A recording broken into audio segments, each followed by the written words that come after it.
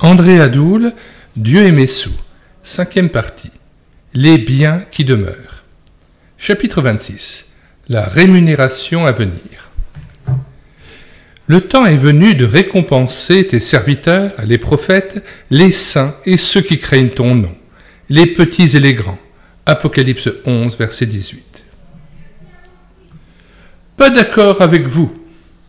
Un homme sec et rougeaud de figure, je le revois encore, s'approche de moi à l'issue d'une réunion et me manifeste sa désapprobation avec quelque nervosité. Sans doute s'est-il senti visé lorsque je citais, peu auparavant, le cas d'Isaac le débonnaire. Ce patriarche préférait perdre ses puits plutôt que de se quereller avec le Philistin jaloux, son voisin.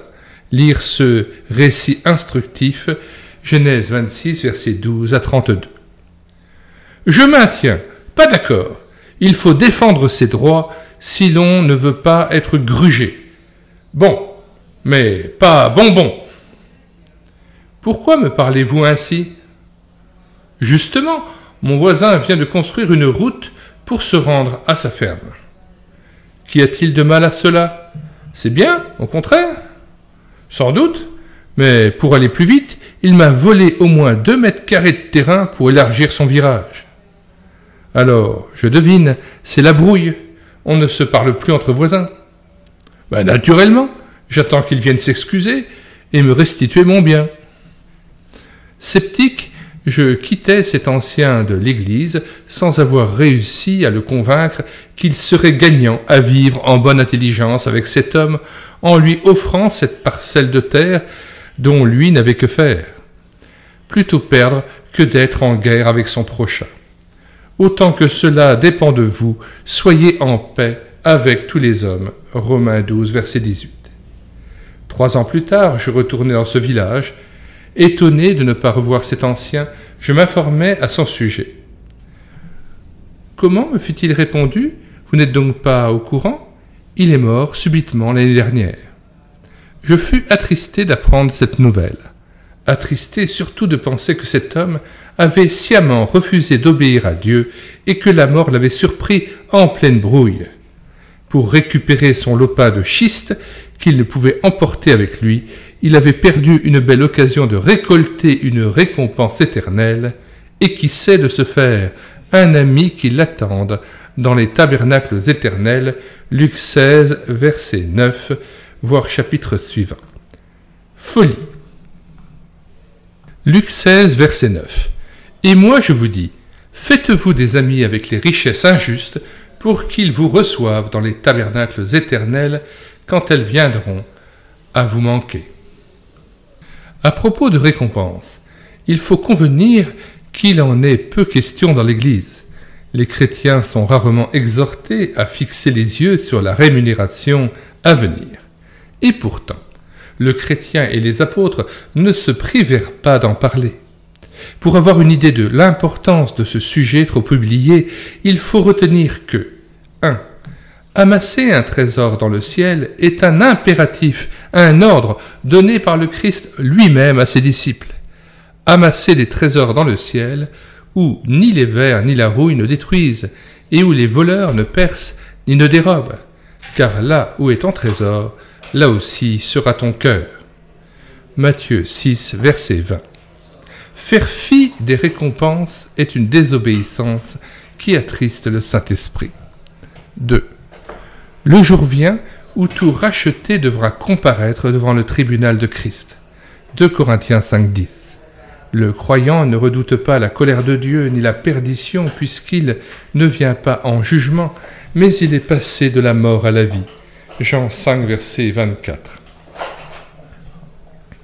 En vérité, je vous le dis, celui qui écoute ma parole et qui croit à celui qui m'a envoyé a la vie éternelle et ne vient point en jugement, mais il est passé de la mort à la vie. Il sait que son nom est inscrit dans le livre de vie, mais il n'oublie pas cependant qu'à la résurrection des morts, lors du rassemblement des élus, il sera appelé à comparaître devant le tribunal du Christ. Là, il sera rendu à chacun d'après ce qu'il aura fait dans son corps, soit en bien, soit en mal. Nos œuvres seront alors examinées dans le but d'accorder des récompenses à ceux qui en sont dignes. Le Seigneur est trop juste pour laisser une seule action bonne sans la rétribution promise. Hébreux 6, verset 10. Hébreux 6, verset 10. Car Dieu n'est pas injuste pour oublier votre travail et l'amour que vous avez montré pour son nom, ayant rendu et rendant encore des services aux saints. Nous désirons que chacun de vous montre le même zèle pour conserver jusqu'à la fin une pleine espérance, en sorte que vous ne vous relâchiez point et que vous imitiez ceux qui, par la foi et la persévérance, héritent des promesses. Dieu est trop saint pour que subsiste la moindre imperfection chez ceux qu'il va admettre en sa présence. Cette perspective devrait me rendre sérieux et vigilant. C'est pour cela, ajoute l'apôtre, que nous mettons un point d'honneur à lui être agréable et que nous connaissons la crainte du Seigneur. 2 Corinthiens 5, versets 9 et 11. Voici, dit Jésus, je viens bientôt, et j'apporte avec moi ma rétribution pour rendre à chacun selon son œuvre. Apocalypse 22, verset 12. 3. La perspective de la récompense peut changer complètement l'orientation de notre vie et l'objet de nos affections. Faites-vous des bourses qui ne s'usent pas, un trésor inépuisable dans les cieux, où il n'y a pas de voleur. Car là où est ton trésor, là aussi sera votre cœur. Luc 12, versets 33-34. 4. Le croyant est soutenu à l'heure de l'épreuve lorsqu'il fixe les yeux sur la rémunération à venir. Ce regard le rend capable de se réjouir au milieu même de la fournaise et du dépouillement. Ce fut le cas de Moïse. Il estimait que subir le mépris comme le Messie avait plus de valeur que les trésors de l'Égypte, car il avait les yeux fixés sur la récompense future. Hébreux 11, verset 26. L'auteur de l'Épître aux Hébreux rappelle le passé de ses lecteurs pour les encourager. Vous avez accepté avec joie qu'on vous arrache vos biens, sachant que vous aviez des possessions meilleures et permanentes. Hébreux 10, 34. Selon l'Écriture, à toute souffrance acceptée à cause du Christ correspond à un poids de gloire, entre guillemets, propre à stimuler le chrétien éprouvé. Car un moment de légère affliction produit pour nous, au-delà de toute mesure, un poids éternel de gloire. Aussi nous regardons non point aux choses visibles, mais à celles qui sont invisibles. 2 Corinthiens 4, versets 17-18. Êtes-vous exploité, dépouillé, persécuté? Courage, des biens éternels d'une infinie richesse vous attendent là-haut. 5. Enfin, l'idée de récompense, toujours présente à l'esprit du chrétien, l'encourage à donner avec libéralité. Celui qui sème avec abondance moissonnera avec abondance. 2 Corinthiens 9, 6. Que ton aumône se fasse en secret, et ton Père qui voit dans le secret te le rendra. En récompense. Matthieu 6, verset 4. Recommande aux riches d'avoir de la libéralité, de la générosité, et qu'ils s'amassent ainsi un beau et solide trésor pour l'avenir. 1 Timothée 6, verset 17-18. Qui donc parmi les élus est digne de recevoir des récompenses? En particulier, celui qui fait bon usage de ses biens matériels. Note 1. Nous ne considérons que cet aspect de ce vaste sujet. Retour au texte. Plus exactement, A. Celui qui donne aux pauvres, dans le secret, c'est-à-dire sans tapage, ni recherche de soi. Matthieu 6, verset 4. 6. Quiconque offre sans espoir de retour. Lorsque tu donnes un festin, invite des pauvres, et tu seras heureux puisqu'ils n'ont pas de quoi te rétribuer, car tu seras rétribué à la résurrection des justes. Luc 14, versets 13 et 14. Prêtez sans rien espérer.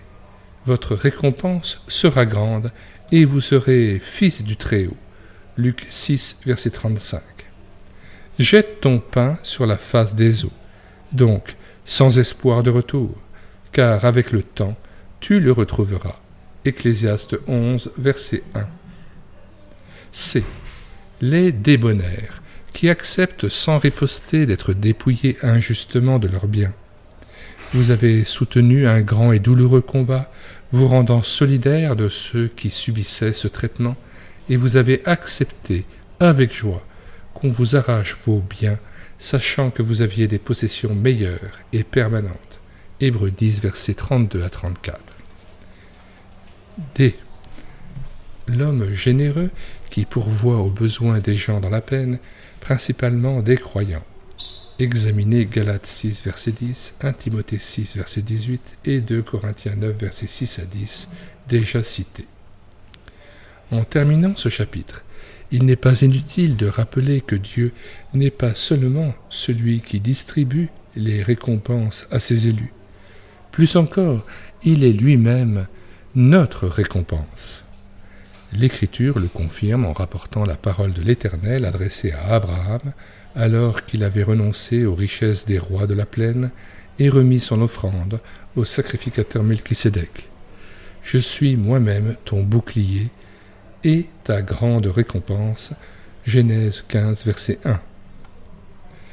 Puisse le Christ dire à chacun de nous lors de son retour : « Bien, bon et fidèle serviteur, tu as été fidèle en peu de choses, je t'établirai sur beaucoup.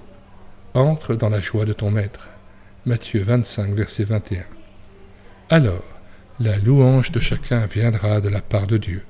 1 Corinthiens 4, verset 5. Gloire, honneur et paix pour quiconque pratique le bien. Romains 2, verset 10. Que l'Éternel te rende ce que tu as fait, que ta récompense soit complète de la part de l'Éternel, sous les ailes de qui tu es venu te réfugier. Ruth 2, verset 12. Question 1. Comme Moïse, avez-vous de temps à autre les regards fixés sur la rémunération à venir ? La question des récompenses a-t-elle été traitée dans votre communauté ? Sinon, ne pourriez-vous pas suggérer qu'elle soit abordée prochainement ? 2. L'idée de comparaître devant le tribunal du Christ vous a-t-elle amené à rentrer en vous-même, à réviser votre comportement, à vous montrer plus généreux à l'avenir ? 3. Êtes-vous actuellement grandement éprouvé, objet de l'injustice, victime de la méchanceté des autres ? Ne croyez-vous pas qu'il est précieux et réconfortant de penser à la gloire à venir ? Que cette perspective soutient et rend capable de garder l'épreuve comme un sujet de joie. Jacques 1, verset 2.